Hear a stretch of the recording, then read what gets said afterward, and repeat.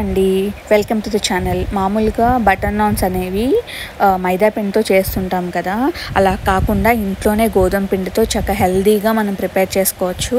దీనికోసం ఏం చేయాలి అంటే, ఫస్ట్ మనం డోనట్స్కి అలాగే పిజ్జాస్కి ఎలా అయితే చేసుకుంటామో ఈస్ట్ని కొద్దిగా వేడి నీళ్ళలో అక్కడ మామూలుగా అయితే పాలల్లో వేస్తాం కదా, ఇక్కడ ఏంటంటే కొంచెం గోరువెచ్చని నీళ్ళలో షుగర్ వేసి, షుగర్ కరిగిన తర్వాత ఈస్ట్ వేసి ఒక 5 నిమిషాలు పక్కన పెట్టాలండి. సో పెట్టిన తర్వాత అది పొంగుతుందన్నమాట. పొంగిన తర్వాత దాన్ని మొత్తం కలుపుకుని గోధుమ పిండి ఏదైతే ఉందో దాన్ని తీసుకుని, మనకి ఎంత క్వాంటిటీ అయితే కావాలో అంత క్వాంటిటీ గోధుమ పిండి తీసుకుని దాంట్లో కొంచెం సాల్ట్ యాడ్ చేసి ఆ ఈస్ట్ ఏదైతే ఉందో దాన్ని కలుపుకోవాలన్నమాట. కలుపుకుని మొత్తం మిగిలినది చపాతీ పిండిలో అవ్వడానికి మిగిలింది వాటర్తో కలుపుకోవాలి. వాటర్లో ఇలా మెత్తగా బాగా చపాతీ పిండిలా కలుపుకోవాలన్నమాట. కలుపుకుని ఆయిల్ రాసి పక్కన పెట్టుకోవాలి.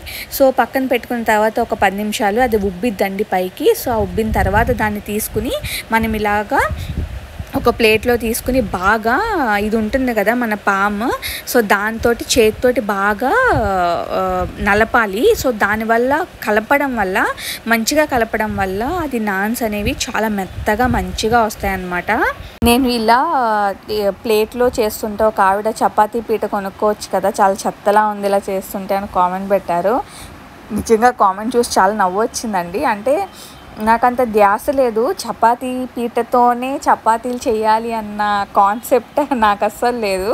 సో అందువల్ల నేను ఏది ఉంటే అది చేసేస్తాను. ప్లేట్ ఉంటే ప్లేట్ పైన వేసి చేస్తానన్నమాట.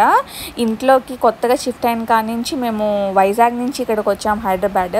సో అప్పటి నుంచి మాకు ఆ ధ్యాస లేదనమాట. సో ఇలా చేసేస్తున్నాను కదా అని నేను అంత చపాతీ పీటకి అంత ఇంపార్టెన్స్ ఇవ్వలేదన్నమాట. సో చపాతీలు చేయడం ఇంపార్టెంట్, కానీ అది చపాతీ పీటనా లేదా నార్మల్ ప్లేట్నా అనేది నేను అసలు పట్టించుకోనండి. నాకు ఏది వీలైతే చేస్తుంటాను. సో అది వదిలేసి మనం దీంట్లోకి వద్దాము. ఇలా బాగా కలుపుకుని చిన్న చిన్న ఉండల కింద పెట్టుకోవాలన్నమాట. పెట్టుకున్న తర్వాత మనం నాన్స్ షేప్ ఉంటుంది కదండి, ఓవెల్ షేప్, ఆ షేప్లో అయితే మొత్తం చపాతీలన్నీ కూడా చేసుకుని పెట్టుకోవాలి. కొంచెం మందం అక్కర్లేదు, జస్ట్ నార్మల్ చపాతీలు చేసే అంత పలుచగా అవసరం లేదు, అలానే అంత మందంగా కూడా అక్కర్లేదు. కొంచెం లావుగానే మనం ఆ ఓవెల్ షేప్లో ఆ నాన్స్ అన్నీ చేసుకుని పక్కన పెట్టుకోవాలి.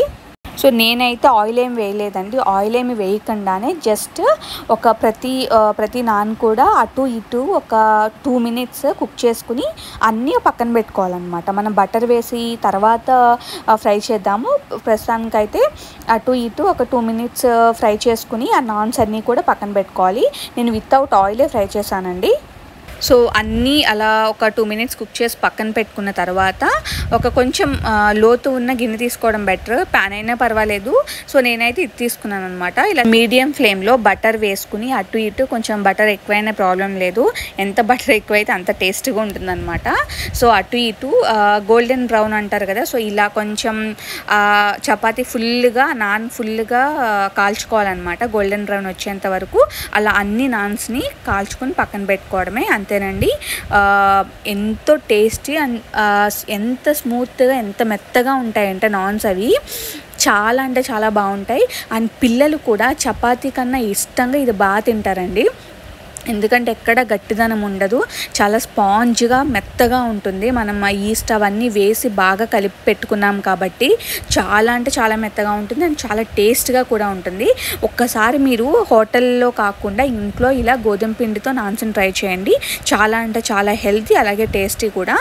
ఈ రెసిపీ కనుక మీకు నచ్చినట్లయితే please subscribe the channel. And subscribe చేసుకునే ముందు లైక్ కొట్టడం, కామెంట్ చేయడం, షేర్ చేయడం అయితే మర్చిపోకండి. Thank you so much for watching the video. Thanks for the support.